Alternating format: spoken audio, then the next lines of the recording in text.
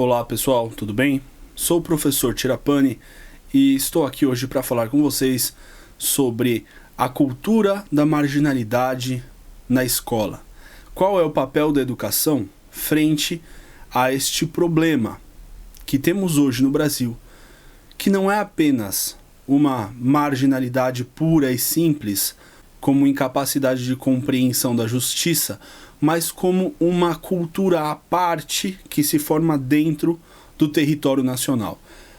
Não apenas como um equívoco, mas como um novo ideal, como uma nova forma de cultura, a cultura da marginalidade. Uma das principais características da cultura da marginalidade é a banalização extrema da violência e do valor da vida humana. A gente tem visto isso acontecer muito no Brasil. Desde os casos em que menores de idade roubam ciclistas e atacam essas pessoas, os ciclistas, com facas, né? Até os casos agora mais recentes dos arrastões no Rio de Janeiro, que estão se repetindo mais uma vez. São uma molecada que desce do morro para a zona sul do Rio com a vontade e com o intuito de roubar, e de roubar bens que os outros têm e que eles desejam. A cultura da marginalidade entende que a vida humana e o bem alheio é menos importante do que a sua satisfação própria. Então o jovem marginal que vai cometer o seu crime não está pensando no bem social e nem no mal, o malefício que ele vai causar aos outros. Ele não está se importando com a vida alheia. Ele não está pensando que o outro vai sofrer ou que o outro vai se traumatizar com a experiência da violência sofrida. Ele quer apenas os bens materiais, ele quer as posses dos bens materiais. No fundo, é uma cultura de materialismo banal que considera o bem e a riqueza como o fim último da existência, principalmente quando esse bem é um bem supérfluo, é um bem para a ostentação. E aí que nasce a ideia do funk ostentação. O funk ostentação, ele é o próprio resumo desta cultura toda, que é a cultura da marginalidade. Nas letras do funk ostentação, você vê ali claramente impresso os valores desta subcultura marginal. O jovem que rouba e que furta os bens, ele não é um Robin Hood. Ele não está roubando dos ricos para dar aos pobres. Ele está roubando apenas um bem de uma pessoa que tem e é o bem que ele deseja ter. Não é porque a sua vítima é rica e mora na zona sul do Rio de Janeiro ou mora nos bairros chiques de São Paulo. Não, ele rouba porque a pessoa tem o bem que ele deseja ter. E estes bens são os bens específicos que permitem que ele ostente a riqueza. Essa riqueza depois vai ser ostentada nas redes sociais, com fotos, por exemplo, com os garotos usando aqueles cordões horrorosos de ouro, né, que muito mal colocados na sua indumentária, com uma camiseta do tipo polo. Então o cordão que deveria estar por dentro da camiseta sai e cai tudo aqui para fora, fica aquela coisa horrorosa. Mas eles acham que não importa a fealdade, não importa o grau de feiura que eles apresentam, o importante é que exista nessa composição horrorosa o elemento da ostentação, o elemento da riqueza, do dinheiro que precisa aparecer. É uma pessoa que, mesmo que não tenha onde cair morta, mesmo que more num barraco, esse desgraçado quer mostrar que ele possui dinheiro, ele possui correntes de ouro. Este é o bem máximo em si mesmo, é o bem que vai dar sentido à sua vida desgraçada. É uma geração que não está em capacidade de trabalhar, porque não foi educada, não foi instruída e não tem a menor condição de assumir o emprego e as responsabilidades que acarretam isso. A única alternativa para esses garotos, segundo eles mesmos, é roubar. Eles não vão querer se sacrificar e pagar em 10 vezes o celular que eles podem roubar apenas por diversão, mesmo que a pessoa, a sua vítima, seja da mesma classe social que ele. Ele só não pode roubar na favela onde ele mora, porque se ele roubar na favela, ele vai ter um problema com os traficantes. Então ele vai roubar na praia, ele vai roubar em outros bairros, ele vai roubar nos bairros onde os traficantes não dominam. Nestes locais, estes jovens, na sua maior parte menores de idade, se aproveitam inclusive da sua condição como menores para praticar estes crimes, que são chamados aí na mídia de infrações. Não são infrações. Por que não são? Porque a natureza do ato é a mesma. Eu não vou chamar um assassinato de infração. Eu não vou chamar um roubo, um assalto, um furto, um sequestro ou um estupro de infração. Isso não está correto. A natureza do ato é a mesma. A pessoa que pratica tal ato não muda a natureza deste ato. Este ato é um crime, é um homicídio, é um sequestro ou é um estupro. E ele não é uma mera infração. Ele é muitíssimo sério. E é justamente essa conivência promíscua entre ideologia do bem, que defende o menor, em nome de supostos direitos humanos que são sempre muito seletivos, com as leis permissivas e coniventes, que acabam fomentando a criminalidade por impunidade pura e simples.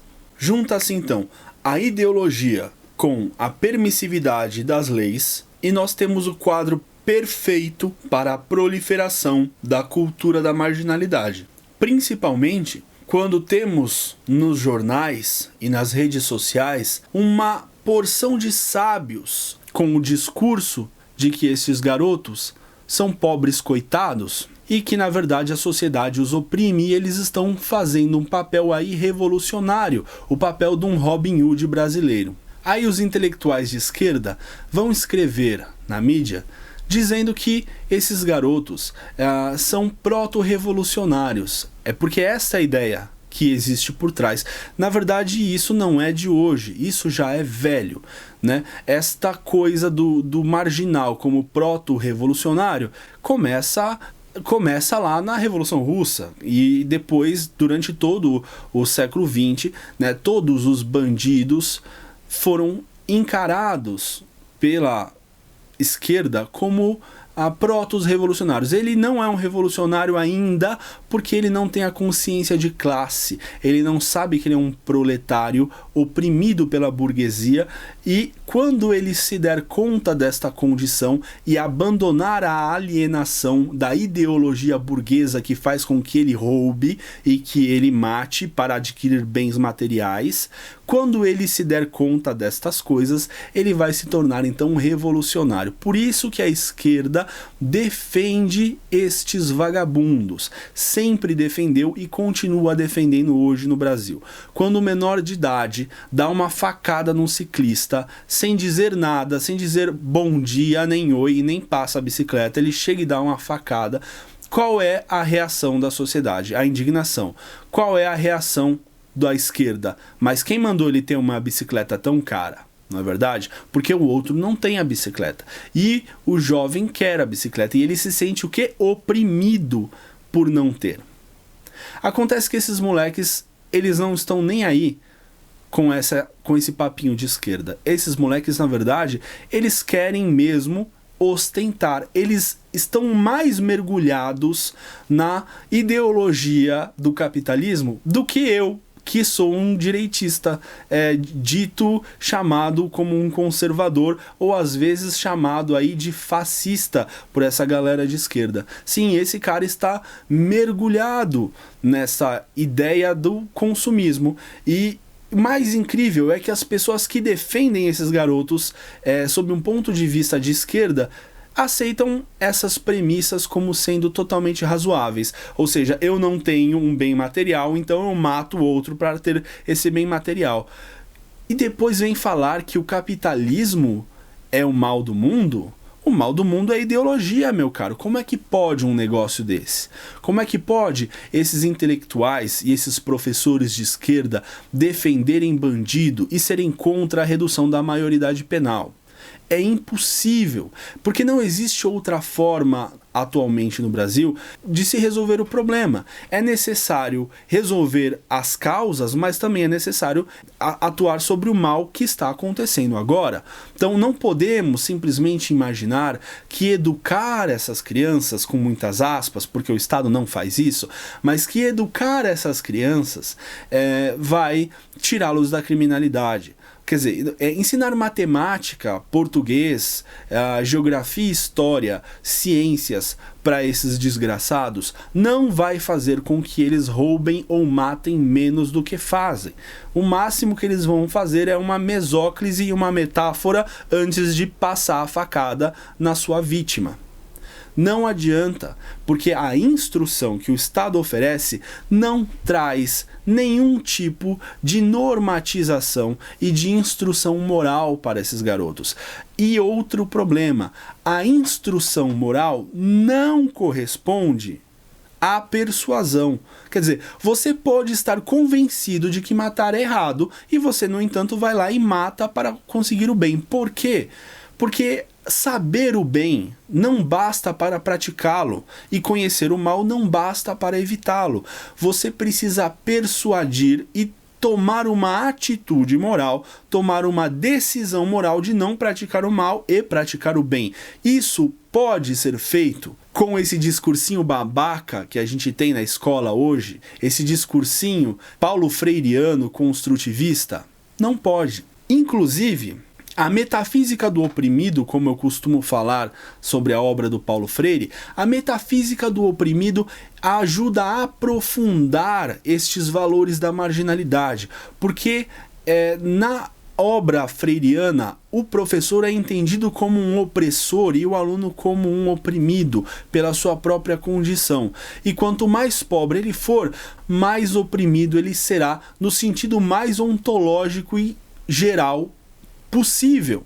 Então este aluno que está hoje na escola cometendo seus atos criminosos, ele tem todo o respaldo moral e ideológico das teorias que norteiam todo o sistema de ensino e que, na verdade, chegam a ser consideradas como as teorias básicas do sistema educacional no Brasil inteiro. Como então vamos supor que esta escola conivente vai ser capaz de reformar esse jovem para que ele não entre na criminalidade?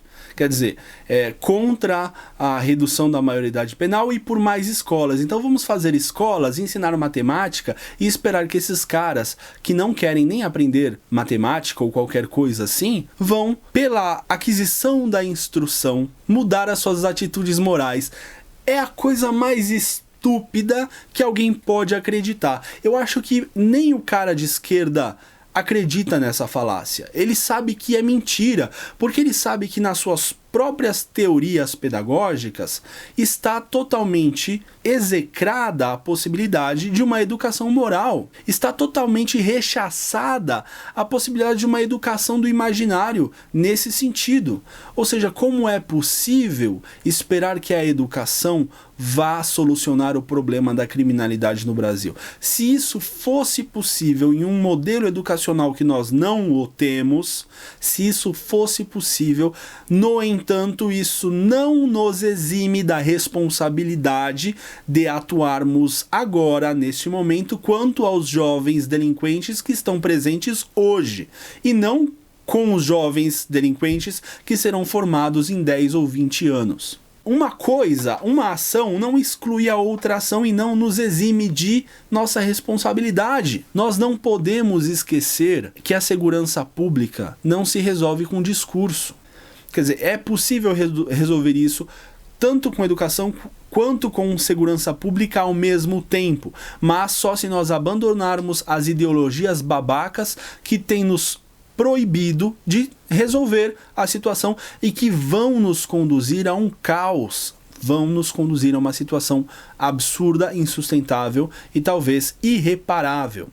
Portanto, é preciso agora, nesse momento, entendermos que é necessário uma mudança na educação, uma mudança nas políticas, nas práticas e nas teorias pedagógicas, porque da forma como está, principalmente com essa progressão continuada, essa aprovação automática na prática, né? Quer dizer, que o aluno não sabe nada, o aluno desrespeita o professor, o aluno hostiliza o professor, humilha, agride o professor. Esse aluno, nada acontece com ele.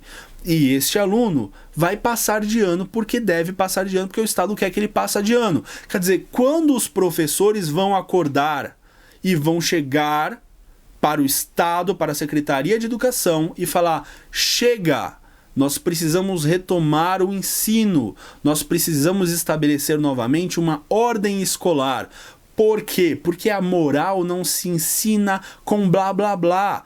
Se você bota um delinquente em sala de aula e você fica enchendo a cabeça dele com ideias mais justas e belas concebidas na história da filosofia, esse idiota não vai compreender nada justamente pelo fato de que ele é um idiota. Ele está voltado para o ídios, para si mesmo. Ele não está preocupado se os seus atos são bons, belos ou justos. Ele quer os bens. E foda-se a sociedade. É isso a realidade. Como corrigir esta situação? Não é possível corrigir esta situação no sistema educacional com um discurso em sala de aula, ensinando valores morais. Isso não existe. Como se ensina o valor moral? Com um ordenamento escolar, quando o aluno entende que existem consequências para suas ações, quando ele entende que, ao afrontar um professor, ao bater num colega, ao desrespeitar uma menina, ao humilhar ou praticar algum crime que acontece muito em sala de aula, né, como extorsão, chantagem, ameaça e etc. Este garoto vai ser desligado da escola e voltar para casa e vai encher o saco da sua progenitora e não mais dos seus mestres e professores, que na verdade para ele é um babaca que está lá ganhando mal e apenas atrapalhando a sua diversão, porque na concepção dele a escola não é um local para aprender nada, é um local que ele vai para se divertir, e quando o professor entra em sala de aula é um estorvo, é apenas um chato que foi lá atrapalhar, tá? E em muitas escolas hoje no Brasil, na grande São Paulo, por exemplo, não estou falando em lugares absurdos de longe, do sertão da Bahia, do sertão de Minas Gerais, na grande São Paulo, alunos estão armados em salas de aula. Alunos estão acuando os professores porque os traficantes, seus colegas, estão lá fora. E se o professor fizer alguma coisa, se o professor for um chato demasiadamente, se o professor der uma bronca, se o professor tirar o aluno da sala ou impedi-lo de gozar livremente a sua diversão na escola, o professor pode morrer. O professor pode ser ameaçado. Ele pode apanhar. Então, esta situação esdrúxula que vivemos hoje no Brasil foi instalada pelos vagabundos da teoria construtivista e do Paulo Freire, tá? Do socioconstrutivismo e da metafísica do ressentimento, da metafísica do oprimido. Meus parabéns a vocês. Vocês conseguiram destruir o sistema educacional e o caos cultural que nós vemos hoje no Brasil, essa cultura da marginalidade, essa glamorização da violência, essa banalidade do mal, é culpa de vocês. Espero que você tenha gostado do vídeo e que tenha sido instrutivo para você. Espero que você faça a sua parte, chateie a sua escola, chateie a sua direção, até que o ordenamento escolar seja estabelecido novamente. Eu peço que você dê um like aqui para mim se você gostou e compartilhe este vídeo na sua rede social. Eu sou o professor Tirapani e espero vocês no próximo vídeo.